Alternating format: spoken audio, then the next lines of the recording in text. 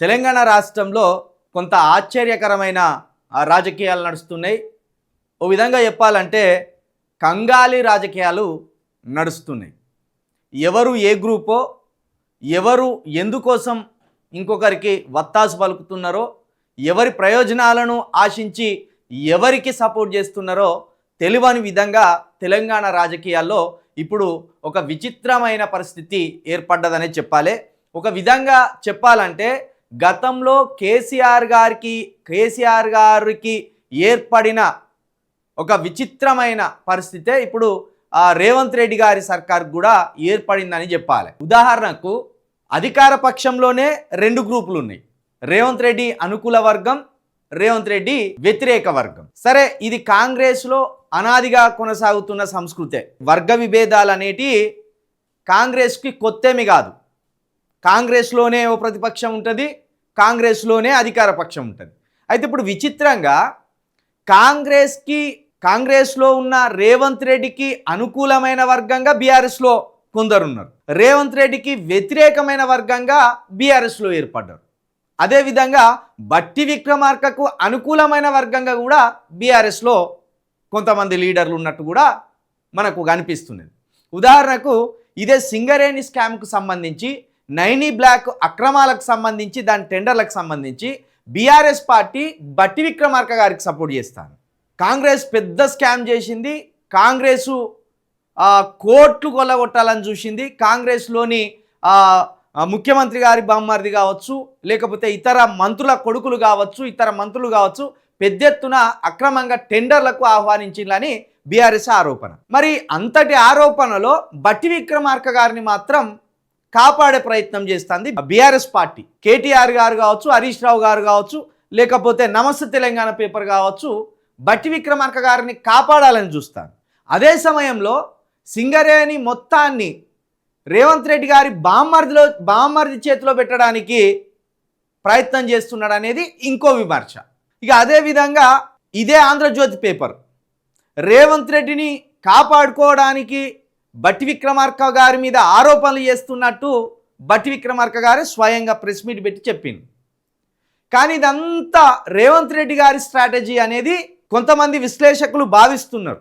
రేవంత్ రెడ్డి గారే ఆంధ్రజ్యోతి చేత తన అధికార పక్షంలోని కొంతమంది మంత్రుల మీద వ్యతిరేకంగా వార్తలు రాయిస్తున్నాడు, వాళ్ళని ఇరికాటంలో పెట్టాలని రాయిస్తున్నాడు అనేది ఒక ప్రచారం ఉన్నది. నిన్న ఏదైతే రేవంత్ రెడ్డి గారు మేడారంలో అన్నాడో, మీడియా కొట్టుకొని మా మంత్రులకు పూయొద్దు ఏదన్నా ఉంటే అని, నిన్న దాన్ని కూడా వ్యతిరేకించినట్టు మళ్ళీ ఆంధ్రజ్యోతి పేపర్ రాసుకొచ్చే ప్రయత్నం చేసింది, ఏబిఎన్ ఛానల్ రాసుకొచ్చే ప్రయత్నం చేసింది.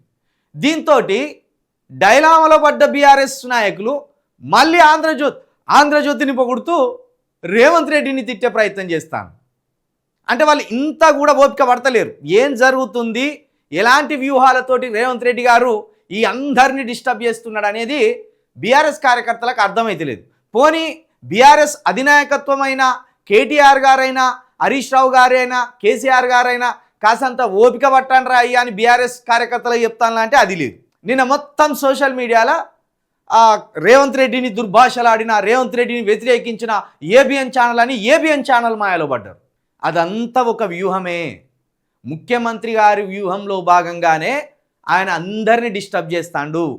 తన సీటును కాపాడుకోవడానికి, తాను సీఎం హోదాలో మరింత బలపడడానికి, తన పైన ఎవరు దృష్టి సారించకుండా ఉండడానికి రకరకాల వ్యూహాలతోటి రకరకాలుగా బీఆర్ఎస్ పార్టీని కావచ్చు, లేకపోతే మీడియాని కావచ్చు, లేకపోతే తన కాంగ్రెస్ పార్టీలోని మంత్రివర్గాన్ని కావచ్చు, ఎమ్మెల్యేలను కావచ్చు, రేవంత్ రెడ్డి గారు కావలసినంత డిస్టర్బ్ చేస్తాను.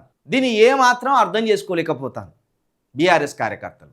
నిన్న ఫేస్బుక్ ఒక్కసారి ఓపెన్ చేస్తే మొత్తం ఏబిఎన్ ఛానల్ని లేపుకుంటా రేవంత్ రెడ్డిని విమర్శించుకుంటా. ఏబిఎన్ ఛానల్ను రేవంత్ రెడ్డి గారు విడిపోయే పరిస్థితి ఉందా? కలలో కూడా విడిపోరు వాళ్ళిద్దరు. రేవంత్ రెడ్డి గారు పోయి జనవరి 1 నాడు రాధాకృష్ణ గారిని కలిసిండు అంటేనే వాళ్ళది విడదీయరాని బంధం అనేది మనం అర్థం చేసుకోవాలి. చంద్రబాబు నాయుడు మధ్యలో ఉన్నాక వాళ్ళిద్దరి మధ్య పొరపొచ్చాలు వస్తాయా? రావు. ఒక ముఖ్యమంత్రి గారు ఒక మీడియా హౌస్ ఓనర్ దగ్గరికి పోవడం గతంలో ఎప్పుడైనా చూసినామా? ముఖ్యమంత్రి హోదాలో చూడలేదు. కానీ రేవంత్ రెడ్డి గారు ముఖ్యమంత్రి హోదాలో ఉన్నా కూడా తన స్థాయిని తగ్గించుకొని రాధాకృష్ణ గారి ఇంటికి వెళ్ళిందంటేనే రాధాకృష్ణ గారికి రేవంత్ రెడ్డి గారికి విడదీయరాని బంధం ఉన్నదని అర్థం.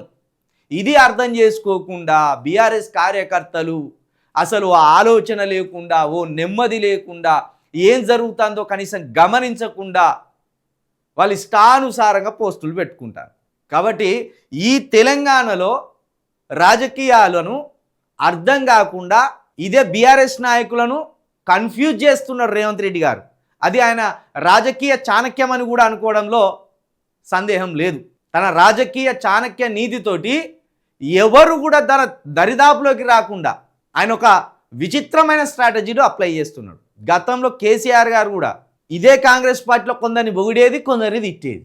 అది కేసీఆర్ గారి స్ట్రాటజీ మళ్ళీ రేవంత్ రెడ్డి గారు అప్లై చేస్తున్నారు. ఎప్పుడు ప్రతిపక్షంలో ఒక అనుకూల వర్గాన్ని మనం పెంచి పోషిస్తూనే ఒక వ్యతిరేక వర్గాన్ని దూరం కొట్టాలి, వ్యతిరేక వర్గాన్ని శత్రువుగా చూపించాలి, అనుకూల వర్గాన్ని మంచోళ్ళుగా చూపించాలి. ఇక్కడ ఇంకో విచిత్రమైన పరిస్థితి ఏంటంటే హరీష్ రావు గారు రేవంత్ రెడ్డి గారు వాళ్ళు పైకి విమర్శలు చేసుకున్నట్టు కనబడుతున్నా లోపల వాళ్ళకు మంచి సత్సంబంధాలే ఉన్నాయనేది మరొక ఆరోపణ గుప్పమంటున్నది. ఇంత విచిత్రమైన రాజకీయం తెలంగాణలో కొనసాగుతున్నది. దీన్ని తెలంగాణ ప్రజలు కొంత సునిశ్చితంగా పరిశీలిస్తే తప్ప అర్థం కాదు. ఎందుకంటే నమస్తే తెలంగాణలో వచ్చే వార్తలను బట్టి మనం అర్థం చేసుకోవచ్చు, వెలుగు పేపర్లో వచ్చే వార్తలను బట్టి అర్థం చేసుకోవచ్చు, ఆంధ్రజ్యోతి పేపర్లో వచ్చే వార్తలను బట్టి కూడా మనం సులువుగా అర్థం చేసుకోవచ్చు. ప్రజలను కన్ఫ్యూజ్ చేయడం ఒకటి, ప్రతిపక్షాలను కన్ఫ్యూజ్ చేయాలని రేవంత్ రెడ్డి గారి వ్యూహాన్ని అర్థం చేసుకోలేకుండా బీఆర్ఎస్ నాయకులు వాళ్ళు డైలామాలో పడుతున్నారు. కాబట్టి తెలంగాణ రాజకీయాలు అస్తవ్యస్తంగా ఉన్నాయి. అర్థం కాని రీతిలో తెలంగాణ రాజకీయాలను రేవంత్ రెడ్డి గారు డిస్టర్బ్ చేస్తున్నారు. బీఆర్ఎస్ నాయకులు ఎవరైతే ఉన్నారో ఇప్పుడు మొత్తం కేటీఆర్ గారే, అన్ని కేటీఆర్ గారే. ఈ కేటీఆర్ గారు మరి వ్యూహాల పరంగా ఆయనకు స్ట్రాటజీ అప్లై చేస్తలేదా, ఏం జరుగుతున్నది అనేది కార్యకర్తలకు కాస్త కూర్చోబెట్టి చెప్పొస్తలేదా, ఆయనకి ఏం చేయాలో ఏం చెప్పాలో కార్యకర్తలకు ఎలాంటి టాస్కులు ఇవ్వాలో అర్థమైతలేదా ఏమో తెలియదు. కానీ ఈ కార్యకర్తలు అడ్డమైన స్ట్రాటజీలో పడతాను, పనికి మాలిన ట్రాప్లో పడతాను. కార్యకర్తలు పడి సమస్యలను పక్కదారి పట్టించి ఇతరులను నిందించడానికి, ఇతరుల మీద పోస్టులు పెట్టడానికి ఉత్సాహంగా ఉంటాను. దీనివల్ల బీఆర్ఎస్కే నష్టం జరుగుతుంది, బీఆర్ఎస్ నాయకులకే నష్టం జరుగుతుంది.